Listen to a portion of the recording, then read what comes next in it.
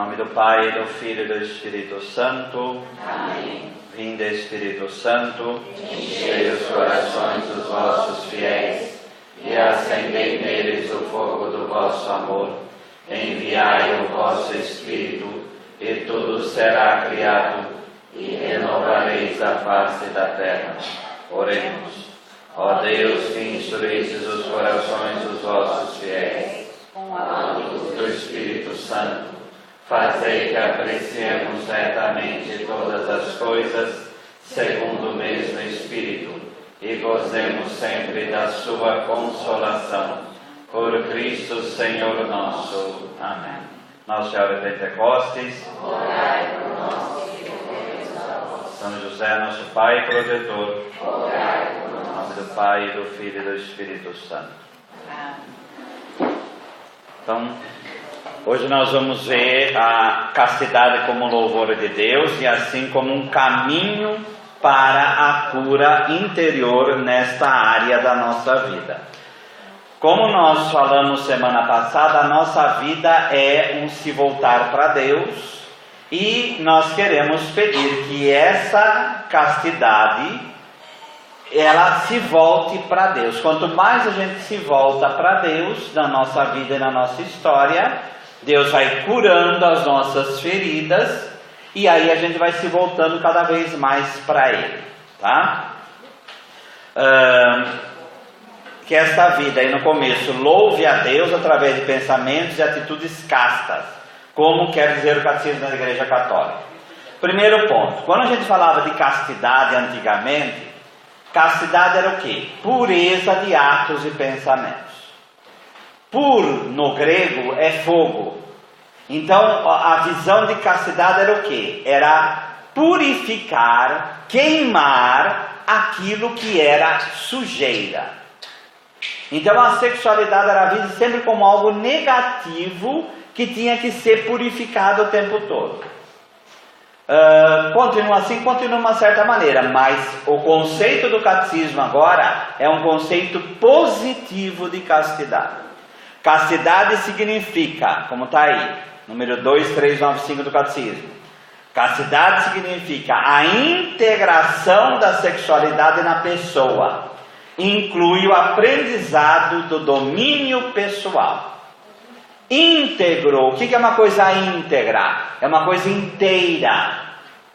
A castidade, na medida que o pecado vai entrando, ela vai quebrando a nós interiormente, a gente vai ficando dividido. E vai entrando divisão em cima de divisões dentro do nosso coração. Então a nossa batalha, através do domínio de si, é fazer que o nosso coração seja uno, a nossa vida seja una. Para que eu possa dominar alguma coisa, eu preciso me conhecer. Então é sempre a mesma ladainha, não tem outro caminho. Porque se eu não fizer isso, eu vou me perder, tá? Então, para que haja um louvor de Deus casto, a pessoa em seus atos deve viver uma doação total, de forma íntegra. Mas o que significa isso? O ser humano, quando ama, deve se doar totalmente e não ter o mínimo interesse instrumentalizante do outro. Obviamente, dentro da vocação a qual foi chamado, seja celibato ou casamento. Por isso, quando amamos alguém, o nosso olhar, gestos e fala deve estar despojado de qualquer intenção de tornar o outro um fator de satisfação para os meus instintos egoístas. Mas a imaturidade em nós na área da castidade, então o que fazer? O princípio é entender nossos apegos, os rompimentos feitos na vida e que deixam carência. A criança, por natureza, ela quer só receber. Ela quer só receber, tá? Depois, com a vida, a gente vai aprendendo a desapegar-se para doar ao outro, se doar ao outro. O que acontece? Fica resquício de maturidade dentro da gente. Então, o que é a carência? Carência, quando a gente fala carência, pode enxergar como um buraco. São buracos que ficam dentro de nós. por causa de rompimentos que aconteceram. Pessoas que tiveram pais ou mães frios, distantes, violentos, pais e mães castradores, tolhedores, que só prendia ou só soltava, que não estava nem aí com a pessoa. Isso vai criando uma insegurança afetiva dentro da criança, e a criança vai crescendo e ela vai tendo esses buracos dentro de si. Quando chega a puberdade, ela vai vendo que os afetos podem ser supridos através do exercício da sexualidade. Ela pega toda aquela carência de criança e canaliza para a sexualidade. Pais que deixaram a criança solta demais, ela vai achar o quê? O mundo existe para me servir. Então, quando entra na puberdade, ela vai usar os outros com a maior tranquilidade. Ela acha que todo mundo existe para satisfazê-la. Estou pegando extremos aqui para poder entender, tá bom? A menina ou menino que é preso demais, que tudo é errado, que tudo é pecado, ele vai anulando essa área, mas quando encontra, é aquele ditado que o povo diz: quem não come melado, quando come, se lambuza. Então aquela pessoa que é presa demais, quando solta, perde o controle. Qual é o caminho? É encontrar um caminho de liberdade. Mas eu já estou adulto, já tenho uma certa idade, o que eu faço? É esse o caminho que a gente vai ter que traçar. Outro ponto que vai ter falado aqui, mas a gente vai adiantando já. O Catecismo da Igreja Católica deixa bem claro: a luta da castidade é até o fim da vida. Então não adianta olhar para aquela senhorinha de 85 anos, aquele senhor de 90, agora ele é feliz que não tem problema nenhum. Todo mundo tem problema o tempo todo, em todas as idades. O que acontece são que os problemas mudam. Eles mudam de característica, eles mudam de forma, mas sempre todo mundo vai ter problema. Claro, a pessoa que trabalha mais, ela vai ter menos problemas. Mas sempre, aquilo que Jesus fala, vigiai e orai, é pro resto da vida, gente. Lamento informar. É pro resto da vida. Tá? Autodomínio não nasce de uma mentalidade sadomasoquística ou da negação do corpo, mas de autoconhecimento, como diz Santa Teresa de Jesus. O conhecimento da nossa educação afetivo-sexual, principalmente a nível simbólico, conhecer como a criança que há em nós, como eu falei na outra vez, a criança nunca morre, foi educada afetivamente, como nos foi dando a segurança necessária. Então, como foi a minha formação na área afetiva? Como que eu tive a presença de pai e mãe, ou de outras pessoas? Como isso aconteceu?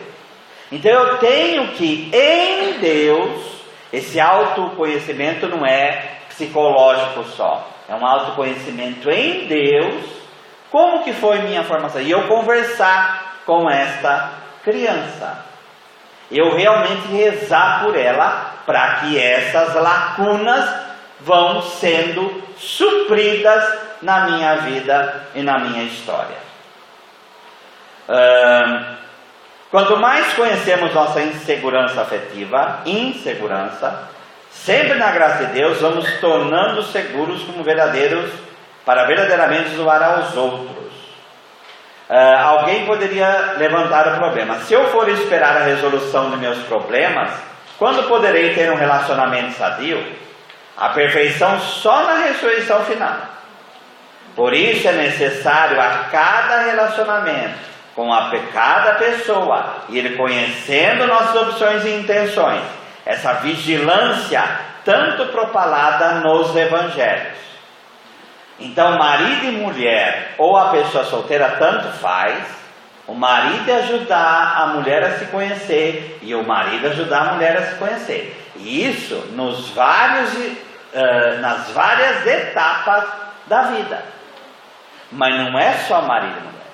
O relacionamento com as pessoas vão iluminando a minha castidade. E vai me ajudando a me conhecer nessa área da minha vida. E aí eu me relaciono com a outra pessoa como homem. A mulher se relaciona como mulher com a outra pessoa. E aí eu vou entendendo como vai se processando interiormente isso. Só para não ficar muito teórico, para a gente poder entender, se for falar aqui de novo a gente pula também, a amizade, a vida, ela vai iluminando essa área da nossa vida. E às vezes a gente pensa assim, castidade é sexo, mas a castidade ela envolve toda a nossa vida. Exemplo clássico, para o homem o trabalho é um exercício da sua masculinidade, da sua paternidade, porque através dele ele se torna provedor e ele torna a família dele verdadeiramente provida, e aí ele se sente verdadeiramente homem, certo? O homem perde o emprego, ele entra em desespero e vai para uma casa de prostituição. Isso é incomum? Não. O que acontece? Parece que foi tirada a masculinidade dele. Então ele tenta, através do exercício da sexualidade, ele tenta suprir aquela lacuna que apareceu para ele. O que ele deve fazer? Ele deve se conhecer para fazer o link, a ligação de uma coisa com a outra. Quando ele reconhece isso, aí ele entra num caminho de cura. Todos nós somos assim. Porque a gente está falando isso aqui não só para você entender você, mas também precisa ajudar as outras pessoas, né, gente? A gente precisa ajudar os outros. Quantas pessoas a gente não conhece na vida que cai no adultério, por exemplo, mas porque está cheio de ferida lá atrás, porque esse menino viu o pai fazendo isso o tempo todo, e para ele é natural isso. A gente precisa ajudar essas pessoas a entender que esse menino precisa perdoar o pai dele, esse menino precisa ver que o caminho que o pai dele traçou não é o correto, e ele começar uma reconstrução de imagem de homem. E a mulher é a mesma coisa. A mulher é a mesma coisa. Deu para entender o que eu falei? Tá? Essa castidade desabrocha na amizade, e boas amizades nos ajudam a verdadeiramente crescer. Por isso que, sendo ordem terceira, vivendo junto, essa confraternização nos ajuda a viver. Por isso que nós, como religiosos, também vivendo junto, um vai ajudando, porque a amizade verdadeira, ela vai nos ajudando a curar feridas, tá? E vai nos ajudando a crescer, tá? Que envolve o afetivo. Virando a página aí, desenvolvida entre pessoas do mesmo sexo ou sexo diferente, a amizade representa um grande bem para que nos conduza à comunhão espiritual. Os padres da igreja alertavam que uma castidade que endurecesse o coração não seria a castidade do reino de Deus. A pessoa que é casta, mas é fria, como se fosse uma pedra de gelo, isso não vem de Deus. Primeiro, o que vai acontecer com a pessoa assim? Ela é fria, ela não mantém relação sexual com ninguém e é fria com todo mundo. Sabe o que ela vai fazer? Ela vai pegar a sexualidade dela e vai desviar para outro lugar. É a pessoa que é afeita ao poder, é a pessoa que tem uma vaidade sem fim, é uma pessoa que tripudia em cima dos outros. Tradução: ela pega aquilo que é o amor que é para ser vivida em comunidade, ela canaliza para o poder para dominar as outras pessoas. Pode reparar que vocês conhecem pessoas assim, tá? E isso não é castidade, tá? Por outro lado, não podemos ter a atitude de tornar o outro um instrumento em nossas mãos. Jesus, pelas suas atitudes, demonstra. Jesus, ele é o modelo da nossa castidade, tá? Quando a gente quer saber como deve agir, e a gente tem que pegar os atos até mínimos de Jesus para a gente poder entender. E aí vamos ver algo assim. Jesus demonstra ter amizades verdadeiras e acolhe as demonstrações afetivas das outras pessoas, como no caso clássico de Lucas 7, né? Jesus está na casa de Simão, fariseu. Antigamente, gente, não tinha, no tempo de Jesus, principalmente em banquetes, ou quando você acolhia uma pessoa, a mesa era baixa na frente e sentados como se fossem divãs. Conhece divã, né? Então é aquela coisa meio, não totalmente deitado, mas reclinado. Por isso que lá em João está no colo de Jesus, ele sobe. Por quê? Porque um está deitado do lado do outro em divãs. Assim era na casa de Simão, tá? E eis que uma mulher da cidade, pecadora, tradução, não é uma pecadora qualquer, é uma pecadora pública. É aquela mulher que todo mundo sabe que a mulher não prestava, tá?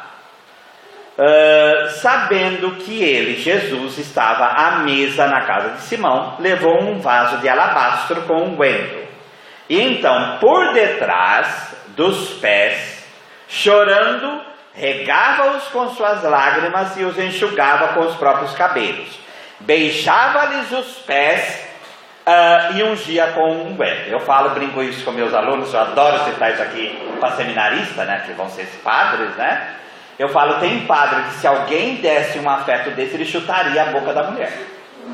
Mas eu não tenho dúvida disso. Eu não tenho dúvida disso. O que está acontecendo? Jesus está reclinado, ela vem e começa a lavar os pés de Jesus com as lágrimas e beijar os pés dele. Jesus é uma pessoa que é Deus e homem, extremamente resolvido na sua castidade. Ele não tem medo de uma outra pessoa, tá? Ele não tem medo, certo? O que Jesus faz? Ele elogia a atitude da mulher, que se orienta exclusivamente pelo arrependimento, demonstração deste e de seu amor, externaliza-o afetivamente. A castidade é efetiva, porque se externaliza por atos de doação, e é afetiva, porque através do afeto que da sua doação se realiza. Jesus acolhe a atitude afetiva dessa pecadora, e em público, não se restringe pelo medo. Jesus não se importa com o fariseu, muito pelo contrário. Jesus, como o fariseu começa a julgá-lo, Jesus cobra do fariseu o mesmo afeto e evidencia a frieza do mesmo no acolhimento. Eu cheguei, você não me acolheu, você não me lavou os pés, você não fez nada.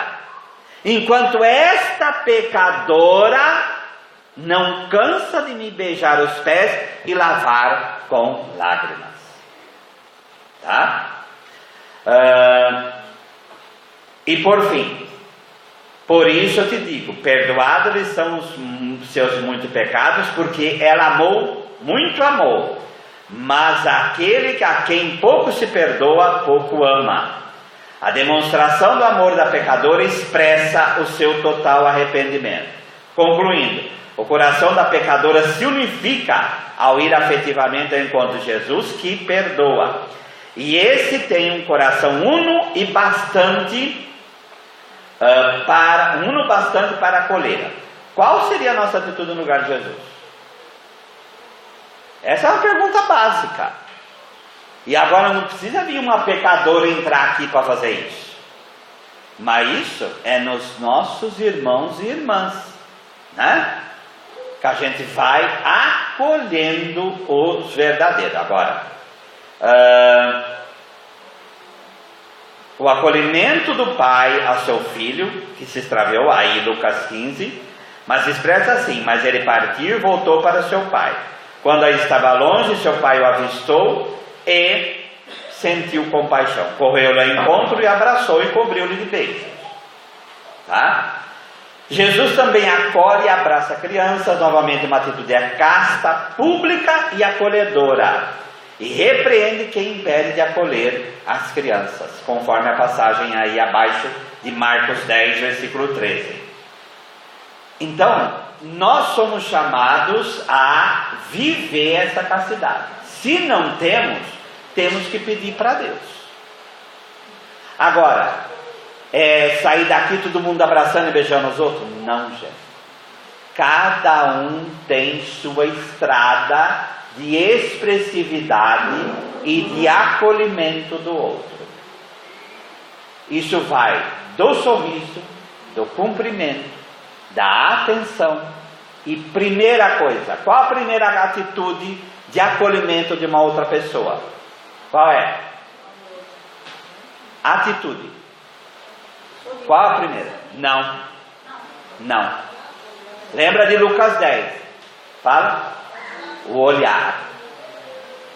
Olha lá em Lucas 10, o bom samaritano. Primeira atitude é olhar para a pessoa. Tudo isso vai nos ajudando a integrarmos interiormente, a sermos mais humanos e verdadeiramente acolher a outra pessoa, e vai nos ajudando também a nos deixar acolher pela outra pessoa. Jesus mandou para a gente ser criança, não mandou? Olha como criança faz. Não é para ser infantil, mas é para pegar a simplicidade da criança e levar para os nossos atos e os nossos acolhimentos. Tudo isso vai ajudando, gente, a integrar interiormente o nosso coração. Tá? Jesus novamente acolhe, abençoa, impõe as mãos sobre a criança e represente aqueles que impedem as crianças de irem a ele. Novamente, seus atos são públicos, castos, e são uma bênção. Os nossos atos deveriam ser uma bênção, que unifica e se torna unificante para o outro. Nós precisamos da graça de Deus para atingir essa castidade, e é isso que a gente pede em cura interior. E sempre rezar nossa castidade para não cairmos na armadilha do inimigo.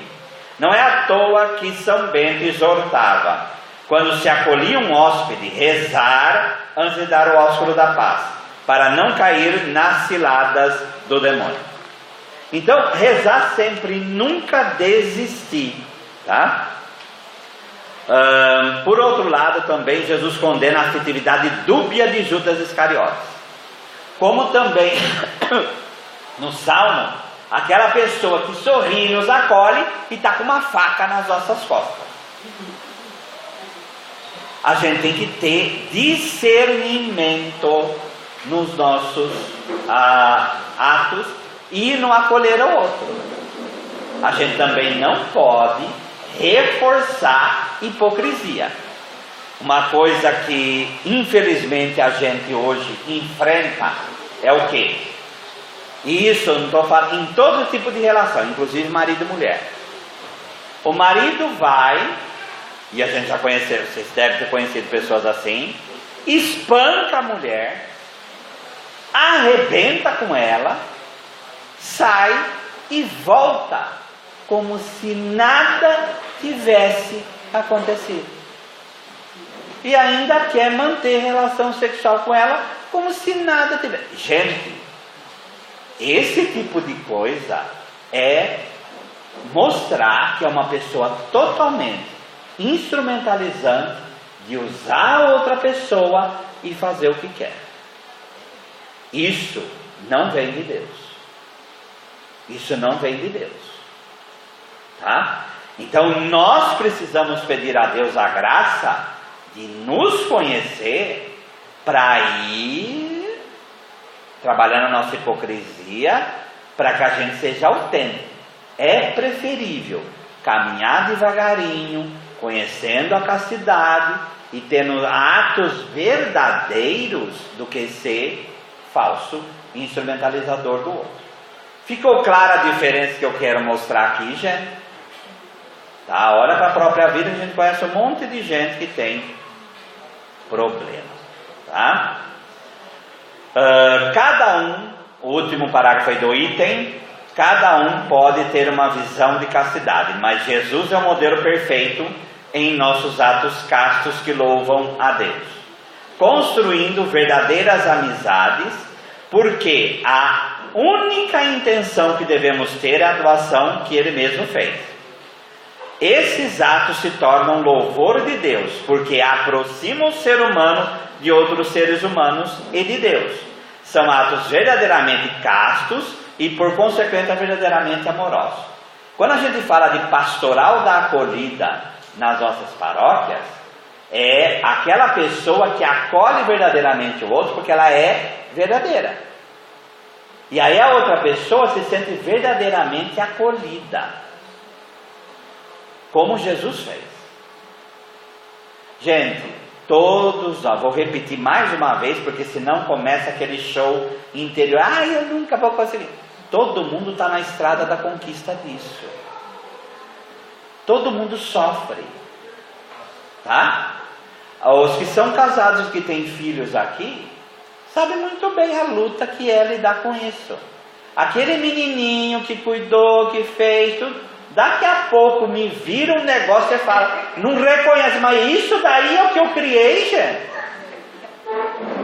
Mas o que a gente plantou não vai se perder. E Deus é que propiciou a adolescência para a pessoa ir administrando a si mesma. E aos poucos a gente vai e vamos rezar também por eles, para que eles encontrem o caminho da própria integração afetiva. É uma luta por essa vida, para nós e para os outros. Tá bom? E aí as feridas na castidade. Sagrada Escritura, antigamente se proibia ler o Antigo Testamento até para seminarista, por causa dos escândalos que tem. Tá? Não esconda os problemas do ser humano com relação à afetividade e à sexualidade. Parte do ponto que Deus criou homem e mulher, macho e fêmea, da espécie humana.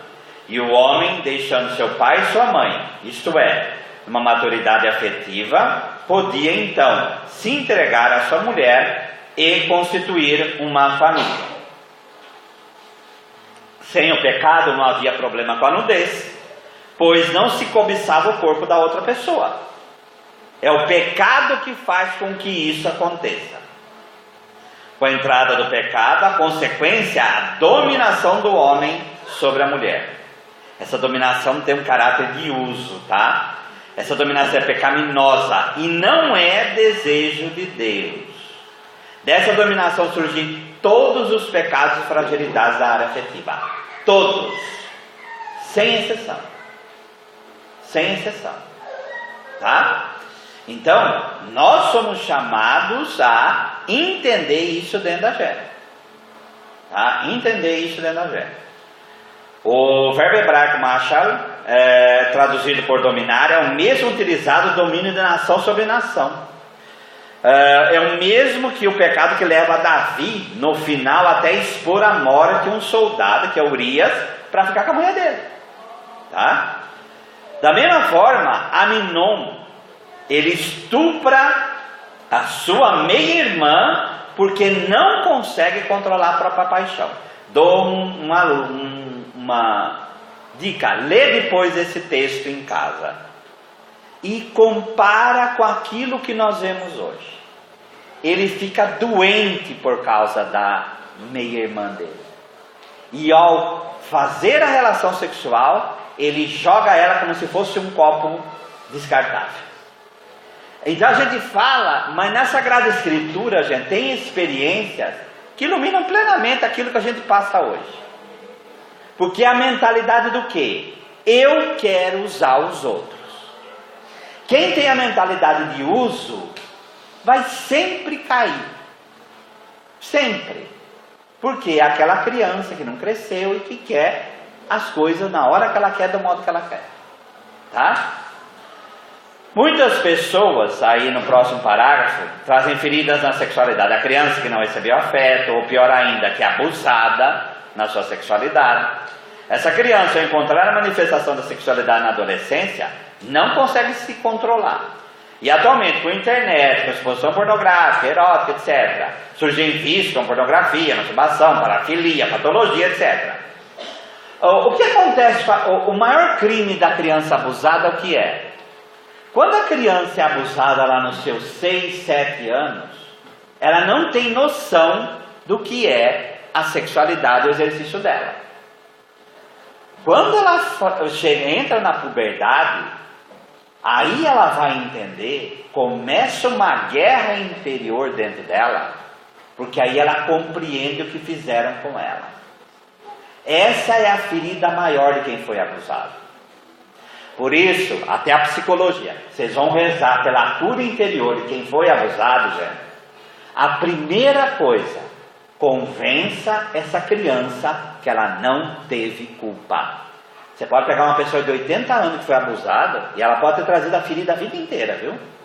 E ainda ela culpa a si mesma pelo que aconteceu. Tá? Então, para ajudar as pessoas, ajudem elas com esse primeiro princípio. Uma criança de 6 anos não tem culpa por ter sido abusada, gente. Uma criança de 8 anos não tem culpa. Pela lei, 12 anos é pedofilia. Por quê? Porque a criança não tem formado o que é verdadeiramente a sexualidade dela. Deu para entender? Estou falando isso novamente. Não é só para nós, é para ajudar as outras pessoas também. Tá? Mas o que fazer então? Primeiro, nada de desespero. Tem pessoas que por causa da vergonha entram num verdadeiro desespero. E tem pessoa que se mata por causa disso. Tá? Então, primeira coisa, vai lidar com alguém que tem problema, nada de desespero. Ou de negação do problema. Santa Teresa, quando falaram de 2 freis que foram encontrados num prostíbulo, ela falou: nada do que é humano me assusta. A gente deveria chegar nesse nível. Nada do que é humano me assusta.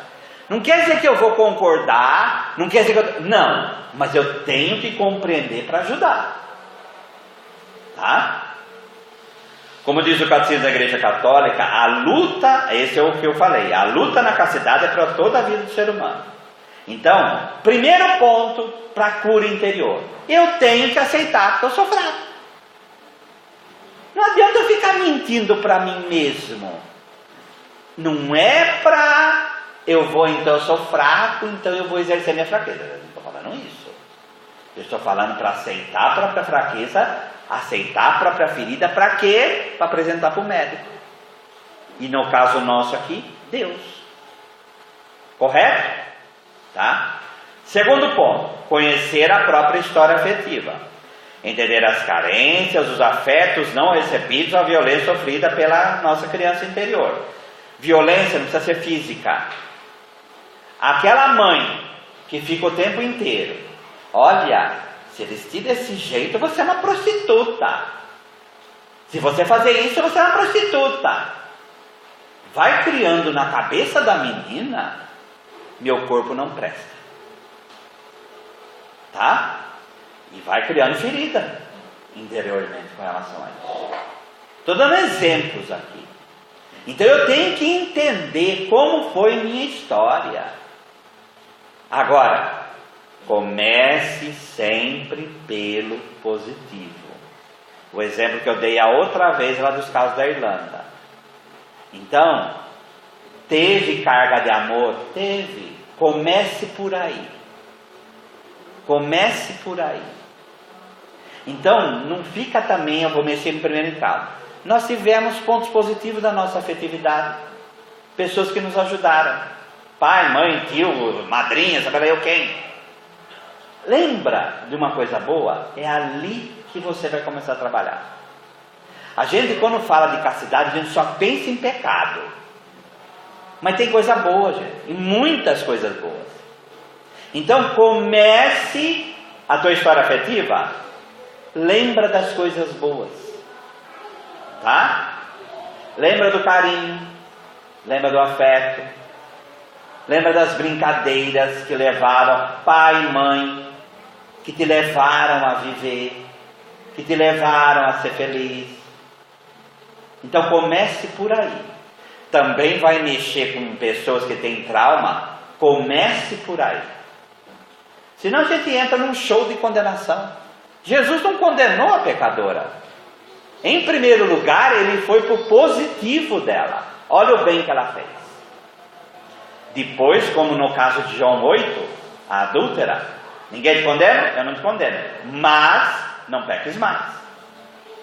Então, nada de condenação, porque não adianta remorso. Não adianta ficar se machucando. Não vai levar a lugar nenhum. Tá? Terceiro, empenhar-se em conhecer pouco a pouco o próprio corpo. Hoje nós temos internet, tem muita coisa, tem muito livro bom, tá? Tem um livro, O Enigma da Esfinge do Frei Moser, por exemplo. Ele é ótimo, da voz é ótimo.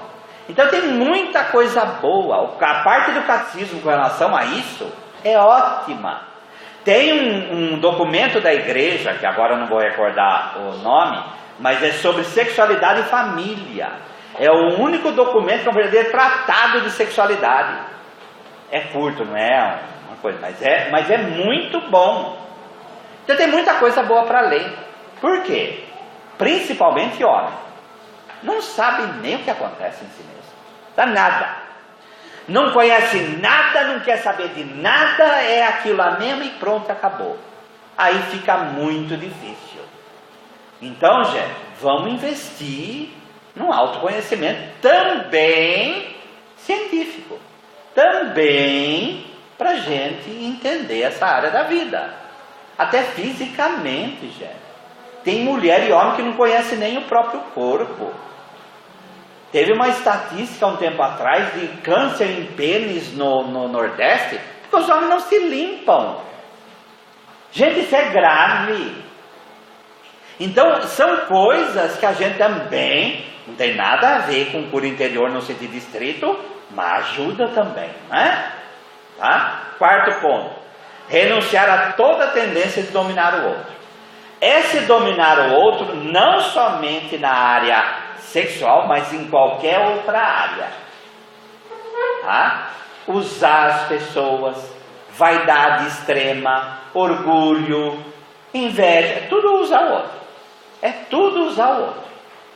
Então tente conhecer para trabalhar isso em si mesmo e renunciar verdadeiramente a isso. Ser muito verdadeiro, quinto ponto, consigo mesmo, quando se trata de castidade. E se for o caso de procurar ajuda médica, psiquiátrica, psicológica. Não tenhamos nenhum preconceito, pois Deus colocou os médicos para nos ajudar. Honra o médico por causa da necessidade. Foi o Altíssimo que o criou.